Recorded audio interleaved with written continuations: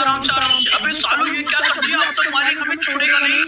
अबे फुल्लू तेरे साथ काम करने में मुझे बहुत मजा आता है। अरे मालिक मैं कारीगर ही इतना अच्छा हूँ। अबे साली ये क्या कर रहा है, तुझे यहाँ से ईंट लाने के लिए किसने बोला, सारा काम खराब कर दिया। हाँ और पीछे और पीछे और पीछे और सुबह साले पूरी दीवार गिरा दी तूने, एक काम ढंग से नहीं होता। देखो इस बार कोई गलती नहीं हुई। अबे हराम करो, पकड़ो पकड़ो पकड़ो, अब तो पक्का मालिक नौकरी से निकाल देगा। काम हो गया बेटा, नीचे आ जा।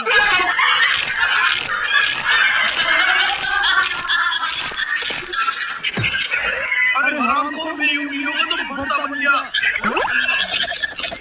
चलो ना पापा, तुम तो फालतू में टेंशन ले रहे हो।